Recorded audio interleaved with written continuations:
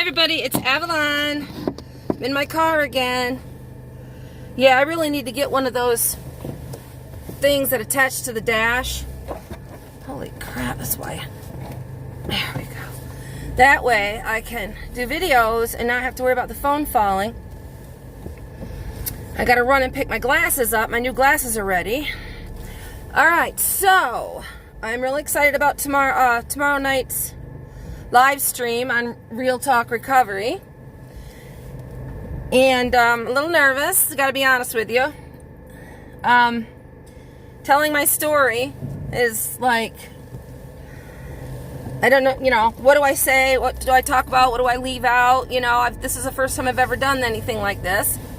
And so, yeah, anyway, I want to talk to you guys today about,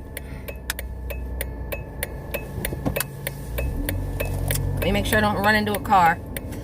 Talk to you guys today about recovery and thinking that we can do it all by ourselves. When I started to realize that I had a problem, I thought, I thought, okay, well, let me just, I can do this. I can take care of this. What I'll do is I will get a bunch of bags of dope, and then I will wean myself down and off. Well, needless to say, the many times that I tried to do that, I ended up doing all the bags that one day. I did not want to admit or even consider that I would have to go for help. I had gone to rehab before, back in the day, not for the reasons I should have been. Like, one time it was because I was homeless down in Florida.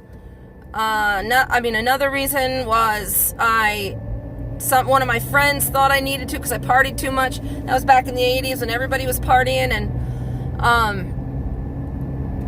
but the thought of it at my age, my late 40s, was just terrifying. I couldn't even I couldn't even consider it.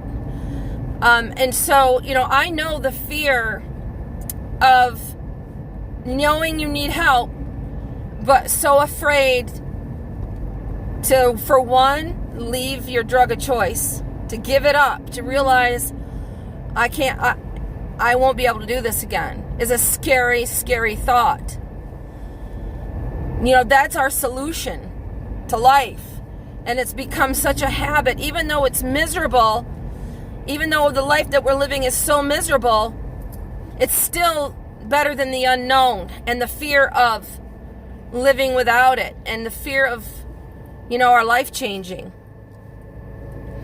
And so, I'm dealing with it with my daughter. She's just hopelessly addicted to meth. And she tells me, she'll call me after a few months of not hearing from her. I need to go to rehab, Mom. And I can't live like this anymore. I'm so afraid, but I'm going to do it. And then she waits a couple days and lets the fear take hold.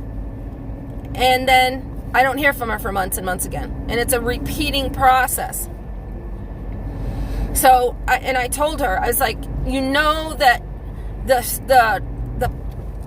the pain has to be greater than the fear of change. Your pain has to be so immense that it surpasses the fear, and you just have to go do what you got to do. You're never going to wake up one morning and say, oh, gee, today I feel like going to rehab. I got courage, and I'm just going to pack my bags and leap off to rehab. And that's just not going to happen. You got to walk through the fear. Courage is not in the absence of fear. Courage is walking through despite the fear. And you got to really want to change. You got to really be willing to do whatever it takes for victory over your addiction. Whatever it takes. Whether, people, I was talking to Nicole yesterday about people that don't want to work the steps. that don't want to talk, don't want to work through their issues, and they let the fear take them, and they make excuses about why they're so different. I'm so unique. I shouldn't have to do that, and it's just too hard, and all that. You have to be ready and willing to do what it takes, for anything that it takes, for victory over your addiction. Anything. Because, you think working the steps or talking, about your resentments and your fears and working through the steps is hard? Living this life of addiction is hard. But at least you know that you'd be working for change. You're working towards a new life. So it is hard, but nothing worth anything is easy. It's worth the fear and everything that you got to go through to do it. And so, you're running, but you're just going to die tired. You keep running and you're just going to die tired.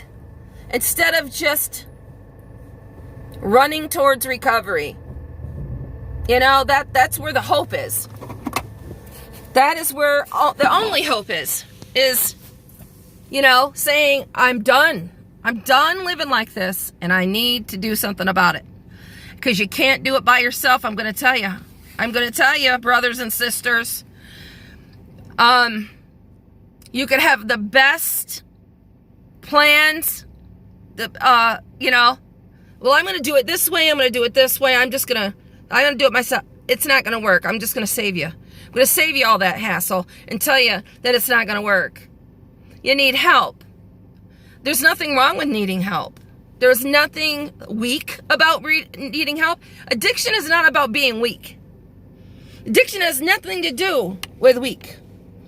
For us to put up with live the life that we lived takes strength.